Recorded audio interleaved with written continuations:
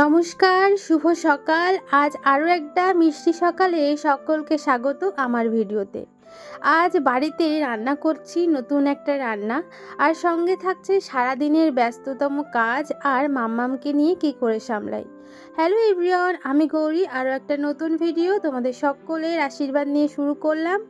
আজ তো ওর বাবার ডিউটি যাওয়ার দিন, মানে সোমবার, তাই জন্য সকাল সকালই ও রেডি হয়েছে আর আমিও ওকে এগিয়ে দিয়ে আসলাম।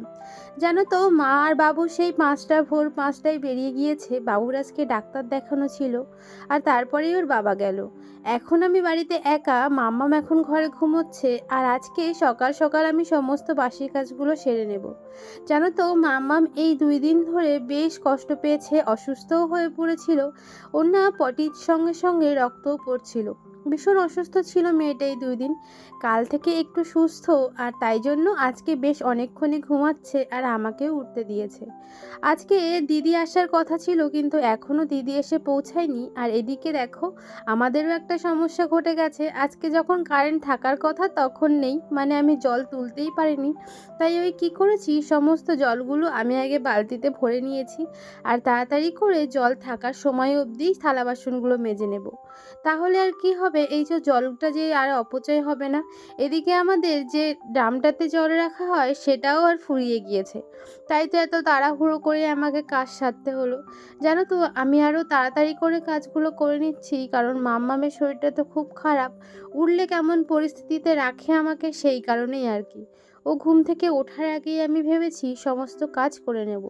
আচ্ছা চলো, তোমরা এখন আমার ভিডিওকে কোথা থেকে দেখছো জানিও, আর ভিডিও কেমন লাগে সেটাও কিন্তু জানাতে পারো। জানো তো, এখন আমি দেখি, আমি তো অনেক দিন ধরেই ভিডিও বানাই, কিন্তু এখন দেখি তোমরা আমার ভিডিও বেশ অনেক বেশি ভালোবাসো দেখতে। তাই তো আমি প্রায় দিন চেষ্টা করি ছোট ভিডিও দেওয়ার, আর মাঝে মাঝে ওই 2-1টা করে লং ভিডিও তৈরি করতে পারি, আর সেগুলোই আস্তে আস্তে ছাড়ি। আমি জানি আমার ভিডিও তোমাদের একটু হলেও ভালো লাগে, তাই ভালো যদি লাগে তাহলে একটা লাইক কমেন্ট করো। এদিকে তো আমার কাজবাজ সবই হয়ে গেছে, এখন আমি একটু রেস্ট নিচ্ছিলাম। তারপরে দেখি মাম্মাম ঘুম থেকে উঠে কান্নাকাটি শুরু করে দিয়েছে। কেন জানো, এই যে কারেন্ট ছিল না, ও ঘেমে চান করে গেছে, তাই প্রথমে ওকে একটু হাওয়া দিয়ে তারপরে ঘুমটা ভাঙিয়ে এখন এনেছি ব্রাশ করতে। ওর ব্রাশ করা কমপ্লিট, আর আমি না এখন ভাতটা বসিয়ে দিয়েছি, আর এখন আমি কেটে নেবই টুকটুক করে আনাজগুলো। এদিকে মাম্মামের সাথেও কথা বলতে হচ্ছে।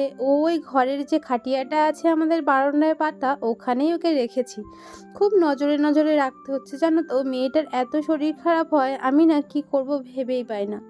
এখন কিন্তু তোমাদের মাম্মাম অনেকটাই সুস্থ আছে, এখনও খেলা করছে, মোটামুটি অল্প অল্প করে খাচ্ছে। এই 2 দিন যা গেছে আমাদের বাড়িতে, আমরা আর কি বলবো। জানো তো, যাদের বাড়িতে এরকম ছোট বাচ্চা আছে, সব সময় মনে হয় আমার মতোই তারা ভয়ে ভয়েই থাকে।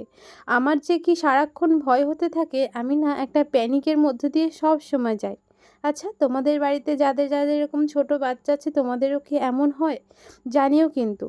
এদিকে দেখো, তোমাদের সাথে কথা বলতে বলতে আমার আনাজ কিন্তু কাটা হয়ে গিয়েছে। আনাজ কাটা কমপ্লিট করে আমি দেখি আমার ভাতও হয়ে গিয়েছে, তাই ভাতটাকে নামিয়ে আমি এদিকে চলে এসেছি দেখো বিছানাটা গোছাতে।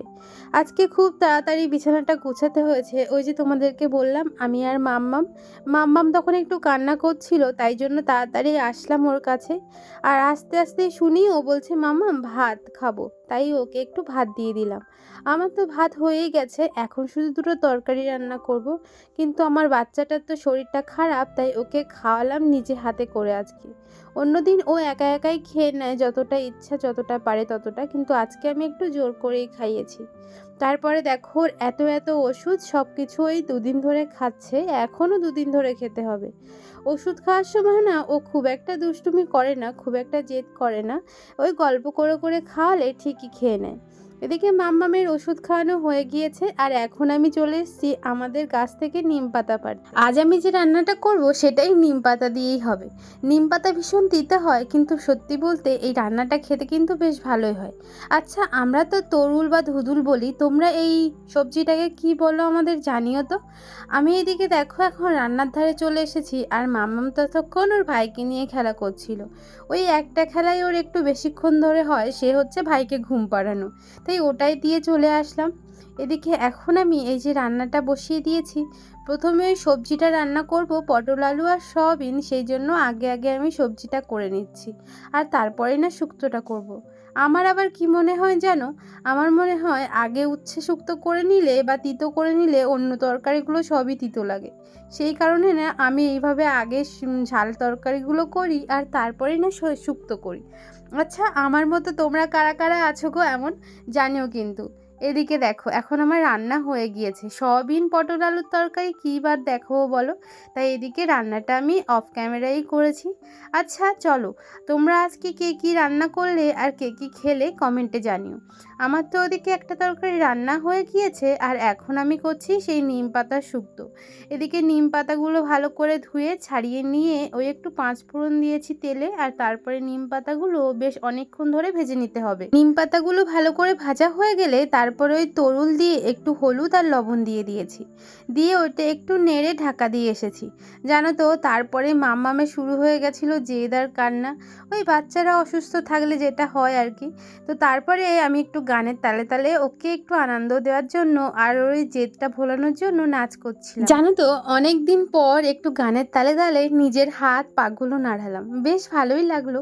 অনেক দিন হয়ে গেছিলো, গানও শোনা হয় না আর এভাবে একটু হাত পা নাড়ানোও হয় না গানের তালে তালে। বিয়ের আগে বেশ অনেক সময় ধরে ধরে আমি এরকম গান চালিয়ে একা একা কিন্তু নাচ করতাম, যা পারতাম তাই। এই যে আমার শুক্তো কিন্তু রান্না হয়ে গিয়েছে। আচ্ছা, তোমরা কারা কারা তরুলের শুক্তো খেয়েছো জানিও কিন্তু, আর কেমন লাগে সেটাও কমেন্টে জানিও। আমাদের এখানে এত জল হয়েছে দেখো, আমাদের বারান্দার সামনে জল ভর্তি হয়ে গিয়েছে, তাই আমিও জলে বেশ অনেকক্ষণ ধরে একটু খেলা করে নিয়েছি। টুপটুপ করে বৃষ্টিও পড়ছে আর তার মধ্যে এসে আমি এভাবে জলটা ছেড়ে দিলাম যাতে তাড়াতাড়ি চলে যায়। তো আমি তোমাদের সামনে দারুণ ভিডিও পোস্ট করলাম।